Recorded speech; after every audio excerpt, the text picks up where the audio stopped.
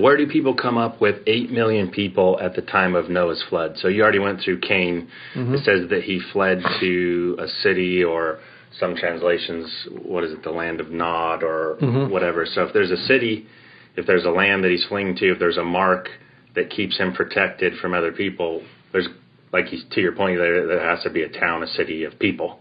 Right, yeah. In Noah's flood time, a lot of people will say that, like this person, there's 8 million people. Where do they come up with that figure? There was probably more than 8 million. There's probably well over 1 billion people. And where you get that from is population statistics. And so you got you got a little over 1,600 years between between the creation of Adam and the flood. And so what you do is you look at population statistics, how long, and it's basically a formula. And so you would take a formula that would give you the number of children that could be born in the age-bearing years. And so, for example, let's look at some of these. So Adam is 130 years old when he has Seth. And so the minimum age-bearing years that Adam had was from his creation for 130 years.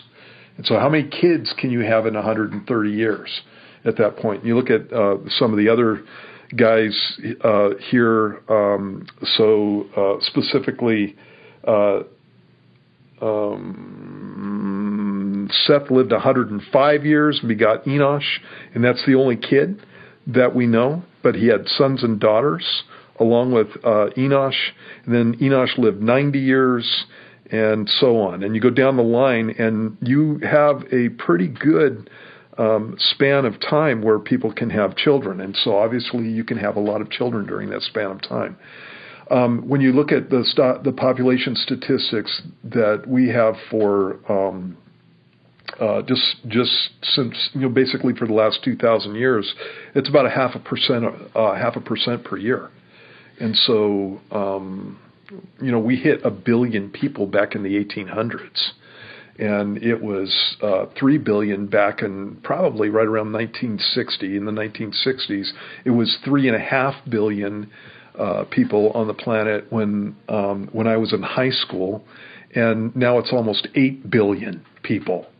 And I'm 63 now, and so obviously populations can multiply quickly, and where they get it from is population increase formulas, and so probably good chance it was well over 1 billion people by 1,600 years. And the other thing that you have before the flood is the growth rate would have been higher.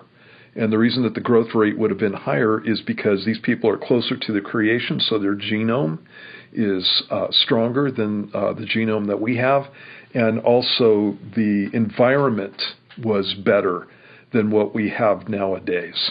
And we can see that from geology. There was an Earth-wide warm climate at this time. And so we got people who were worried about climate warming and that all these people are going to die. In reality, it's exactly the opposite. If you have the earth warming, then you have more land area that can be used for agriculture and that kind of stuff. And that's what we see in the geologic record. And so that would have been the case in this situation. Better climate, better environment, and longer lifespans, longer childbearing years, and you would have had a significant population by the time of the flood. Kind of changes the attitude of the story, doesn't it? When it's not just like Noah, his family, and this Sodom and Gomorrah, whatever. You're talking like 1 billion people. Yeah, at least. Probably there's a good chance that there was up to 4. Yeah. Yeah. There's the world clock. Population clocks that I pulled up real quick. I don't know how accurate they are, but it's at 8 billion, 11 million, or 8 billion, 7 million, depending on the one I'm pulling up. Wow, we crossed it, yeah. Yeah, according to 2022 statistics that they put in there from the United Nations, or count or whatever. Mm-hmm. Okay, good on that? Yep.